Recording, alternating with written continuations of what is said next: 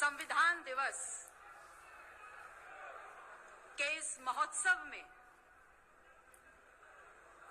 सबसे पहले संविधान के स्वर्णकार बाबा साहेब डॉक्टर भीमराव अंबेडकर के चरणों में अपने श्रद्धा के सुमन अर्पित करते हुए 6 भाषाओं के ज्ञान के साथ 26 डिग्रियों के साथ जब वो शख्स भारत अपने देश लौट कर आता है तो कभी कल्पना भी नहीं की थी कि सर छुपाने के लिए एक छत जाति छुपाकर मिलेगी। जब अफसर बनकर बैठा तो कभी कल्पना नहीं की थी कि वहां का चपरासी पीने के लिए पानी नहीं देगा और फाइल भी अधीनस्थ होकर के फेंक कर देगा। लेकिन वो रुका नहीं, वो डिगा नहीं, वो हारा, वो जीता, वो परेशान हुआ, लेकिन मायूस नहीं हुआ।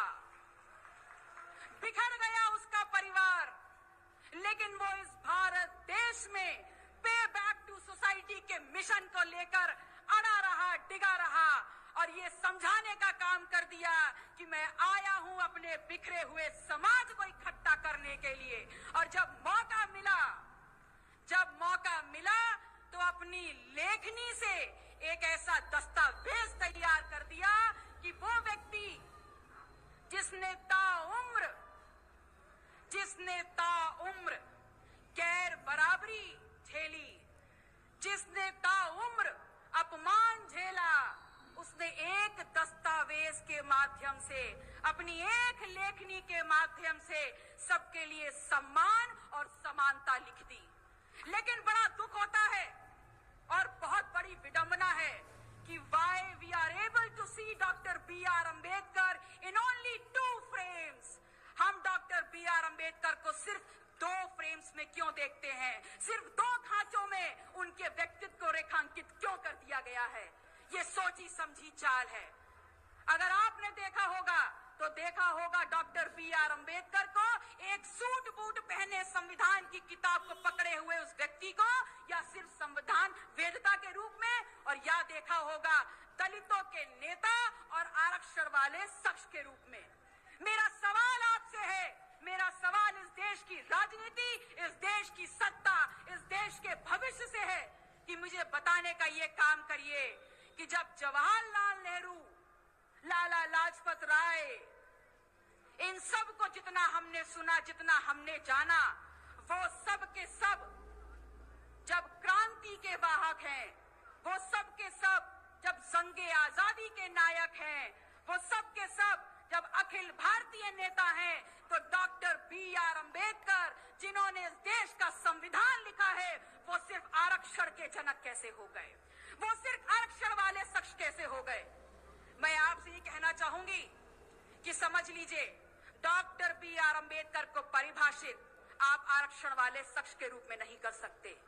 उनका पूरा परिचय होगा समाज शास्त्री डॉक्टर B.R. अम्बेडकर, इस देश की महिलाओं को अधिकार देने वाला डॉक्टर B.R. अम्बेडकर, इस देश की राजनीति पलटने वाला डॉक्टर B.R. अम्बेडकर, इस देश में हर व्यक्ति को समानता का अधिकार देने वाला डॉक्टर B.R. अम्बेडकर। और ऐसे अपने संविधान के रचयिता के सामने बार बार सर झुका के शत शत नमन करती हूं। आपसे ये कहना चाहती हूं कि अगर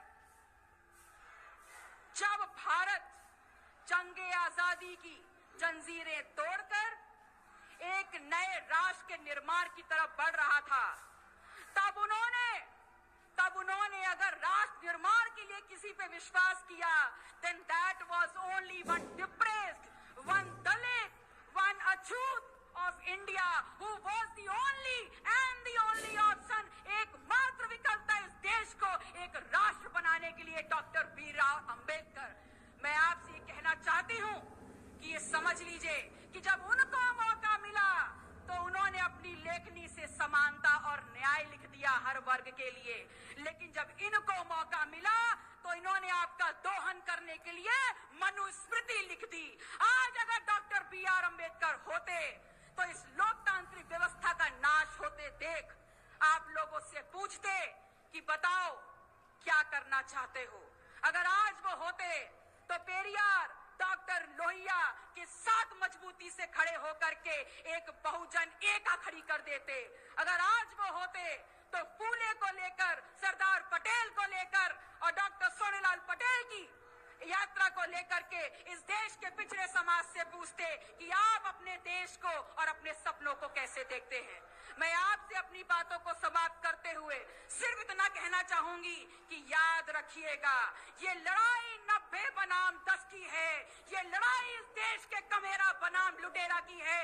और अगर हमारे संविधान के साथ खिलवाड़ किया तो खून की नदियां बहा देंगे। और अगर उसके प्रतिकार के लिए मुझे बागी बनना है तो मैं फक्र से कहूंगी कि मैं इस देश की बागी बेटी हूं। और आपसे ये कहना चाहूंगी कि जातिवार जनगणना नहीं होगी तो इस बार जनगणना नहीं होने देंगे। अगर आरक्षण से खिलवाड़ होगा तो विरोध हो जाएगा और मैं बागी बनकर मरना पसंद करूंगी। आप सभी आयोजक मंडल का, आप सभी लोगों का पुनः आभार व्यक्त करते हुए कि आप लोगों ने मुझे मौका दिया अपनी बात रखने का, अपनी वाणी को विराम देती हूं। जय भीम, जय संविधान। बहुत बहुत धन्यवाद।